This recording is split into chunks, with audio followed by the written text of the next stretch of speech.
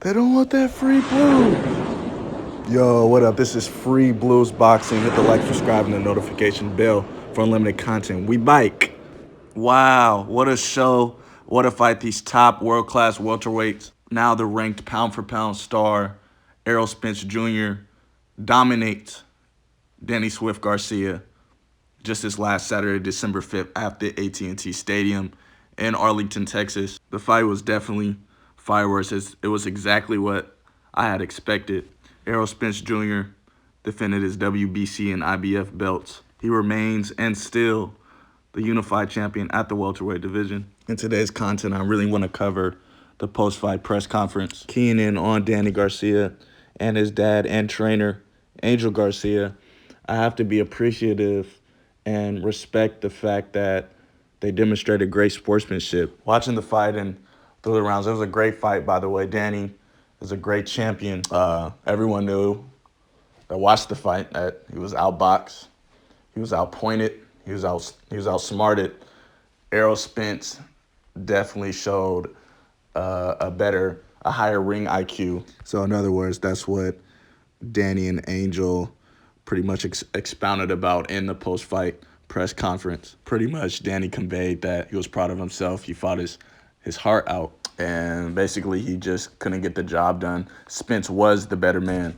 Angel Garcia piggybacked off of what Danny Garcia said about, how he could have been busier in the fight. He said that the last 30 seconds of the 12th round, that was the real Danny Garcia.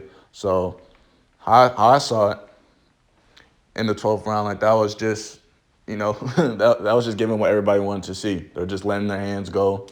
It was just, I'm gonna be honest. I had it scored either at 8-4 or 9-3 in Spence of Errol Spence. I mean, it was a spectacular performance. The man was brilliant all night. I had to go back and watch it, 2 or 3 more times, the full fight. And yeah, it didn't change my mind. But Danny, he did put up a fight. I felt like he was a little flat-footed going into the fight.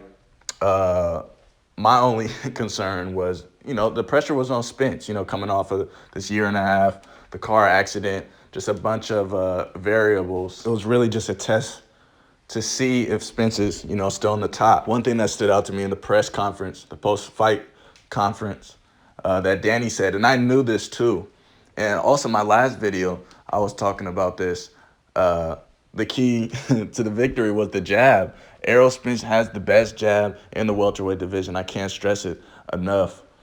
That's what Danny said. That was his key to victory. Out of his own mouth, Danny said the jab was throwing off, my timing, and that was the key to him winning the fight. And I couldn't agree enough. Errol just has a phenomenal jab. He was popping it all night.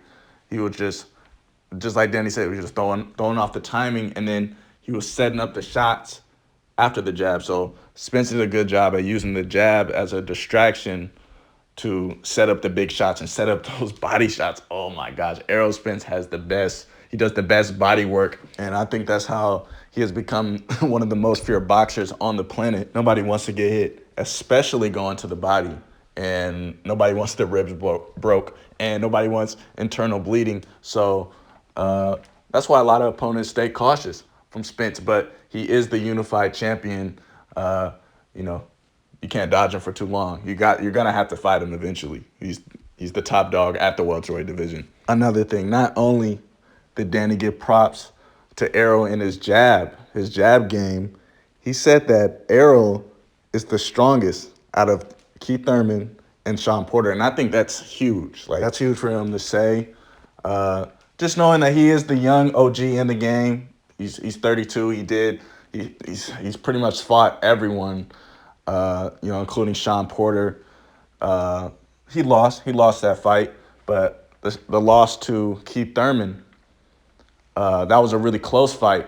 But Danny, like I said in my previous video, he's went to war with these guys. His resume is pretty deep, and I find it interesting because Danny, Sean, and Keith Thurman have all fought each other. They've been the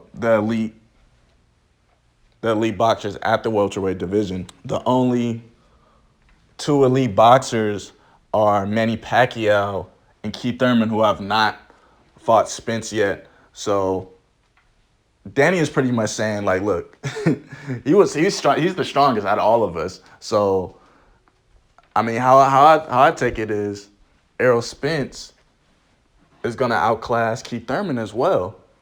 So, look, if Errol Spence has another pay-per-view, I don't know who his mandatory is, but if he fights another elite guy in 2021, because he said after the fight, after he fought Danny, he said that he hopes to get back this summer, 2021. If he gets back in that ring with like a Keith Thurman or Terence Crawford or a Manny Pacquiao, and he wins, you have to put Errol Spence Jr. in the pound-for-pound category with Canelo and with Terence Crawford. And I really feel that way. I feel strongly about that. It's time for Errol to get his just due in the boxing world. He's been dominating for years now. He's fighting everyone. He's fighting all the top guys. And he will, at the end of the day, he will be a Hall of Fame boxer.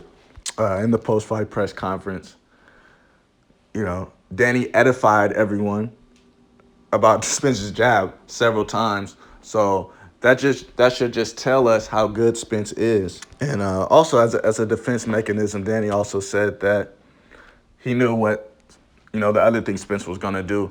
By the way, the whole first half of the fight was totally Spence. What I like about Spence is in all his fights, he comes out strong.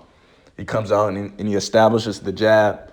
He invests into the body early. Early in the fight, Danny felt Errol Spence's power. Not only is Errol Spence the best fighter in the world, but let me tell you what makes him the best fighter. He's not an orthodox fighter. He's a southpaw. So most fighters are right-hand. So it already throws off a lot of his opponents because they're not used to going against not only a southpaw, but somebody just that good at being a southpaw. When Errol loads up on these on those left straights and those looping left hands and sending these shots up to the body, I mean, it's money all day against these right-handed fighters like Danny Garcia. Not only that, but Spence is just so good at beating you to the punch. He's so underrated with his timing. And to complement that, the athleticism, the reach, the rangy jab, his strength as well. I mean, look how cut up he came to the fight. These Southern Texas boys, they just have a great work ethic, and they're just so gifted athletically. Like I said, I did have the fight judged, 8-4 or 9-3, and a couple of those could have actually went to Spence because Spence was dominating the whole fight. So it was a couple rounds, he was deciding to take off. What I mean by that is that he got on his toes. He just decided to jab. Double jab, stick and move, just a little lackadaisical. And Derek James, Spence's coach, had pointed that out. And that was the reason why Spence came back strong. He took rounds 9 and 10 off. But round 11, he started coming back strong, and he was looking like the Spence we were seeing all night previous of those round 9 and round 10. By the way, you could just see it during the fight. You could see it physically in Danny Garcia's face. His face was literally getting cut up on his nose, and his eye was getting lumped up. I know that comes with the territory with boxing, but you have to factor all that. That just shows, how dominant Spence was in the fight. Danny's eye was swelling up. It was swelling up. The ref had to go to Danny's corner in between the rounds and let him know, these aren't. There was one head, but specifically the cuts and the bruises on the eyes were from Errol Spence's punches. And maybe those 2 or 3 rounds that Danny Garcia won, he did land a few shots. He was a little successful with the right hand throwing. I mean, it's money all day against a southpaw fighter. The shot is so open. He was able to get some success with that right hand. A couple body shots, a few body shots, but in the post-fight conference, Danny said that Errol, he took those shots well, and I can't make any excuses. I'm a true champ. I'll be back. Angel Garcia included that Danny simply just didn't let his hands go. He took shots, but he didn't counter. Yeah, Angel was being truthful. He was assessing the fight correctly, as if he was an analyst. That's hard for most people and most trainers to do, coming off a loss. Because I get it, the pride could get in the way. But yeah, he kept it a stack. He said you can't slip and dip, and don't come back with a counter. And that was right. He said that Danny is a counter puncher, and he just waited, and he wasn't busy enough. And yeah, I totally agree with that. Even in Danny's fights against Sean Porter and Keith Thurman, that was, that was his struggle. That was his problem as well. He's just not so much offensive. But then again, when he did let his hands go, when he beat Amir Khan and Matisse, when he lets his combinations go, he looks just as nice as anyone. Same thing with Adrian Broner.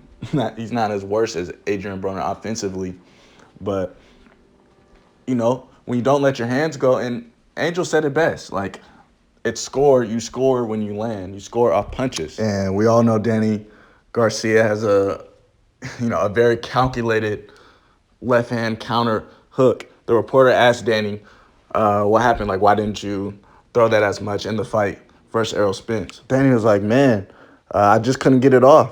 Errol's jab was just taking away my left hook. The game plan was the right hand. And like I said earlier, he definitely has success with the right hand. He just couldn't put it all together. He didn't let his hands go enough. Danny was like, I have nothing to cry about. I have nothing to be ashamed. I'll be back. I'm a true champion. Now, for Errol Spence, right after the fight, he was like, I shook off the cobweb. In other words, the ring rust, for not being in the ring since the car accident back in 2019, the layoff. He says he's going to try to get back this summer. His next fight, he'll feel 120%. And yeah, he shook off the ring rust. Also, I seen on the socials, Errol Spence was at the strip club with his people. He's on the camera. He's feeling good, saying easy money. You got to congratulate the unified champ. He's worked so hard since late March. He said he's been in the gym late March, just been grinding. So, he gets what he deserves. What he put in is what he got out. The reporter asked, how would you rate your performance against Danny Garcia? He said he'd give himself a B. Again, in the press conference, he said he's not thinking about Terence Crawford right now. He just want to take a breather. He want to go to his new ranch with his chickens and his horses, country dude. And he also said he's going to spend some time with his family. Congratulations to Errol Spence on a brand new son, new addition to the family. So, I don't blame him. After the fight, you're all rattled up. You're not thinking about politics and, other opponents and future fights. You literally need like a week or two to really just chill. Errol said with this performance, he's proved that he's back and he's here to stay. He said the difference with this training camp was that he's been in the gym. He's been in the gym 24/7. He said for other previous fights, he said that he would get really big and then it's harder to shrink back and make 147, assuming he's blowing up 30, 40 pounds over that during the offseason. Errol Spence included in the fight that he did feel some of Danny's punches, but it didn't hurt him at all. It didn't discourage him. And he said that he wasn't nervous at all, coming off of the layoff. And he was just like, nah. He was just like, during the ring walk, he was like, this is where I'm supposed to be.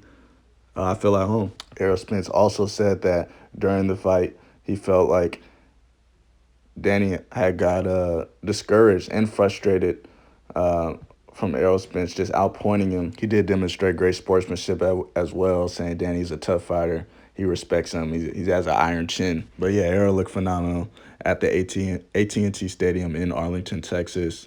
There were 16,000 fans, social distance, at the arena. I also seen that Jermell Charlo, the light middleweight unified world champion, was sitting dead front. I know, him and Errol's relationship growing up, and they also share the same trainer in Derek James as well. In the post-fight press conference, Errol Spence denied the Canelo and Crawford mega fights. He didn't want to talk about it at all. I'm assuming, later down the line, he will want to expound on that. So, yeah, put in the comments. Please put in the comments who you want Errol Spence to fight next. Is it Manny Pacquiao? Is it Terence Crawford? Who is going to be the next mega fight for Errol Spence and, put him to the test at the welterweight division? You don't want that free blues.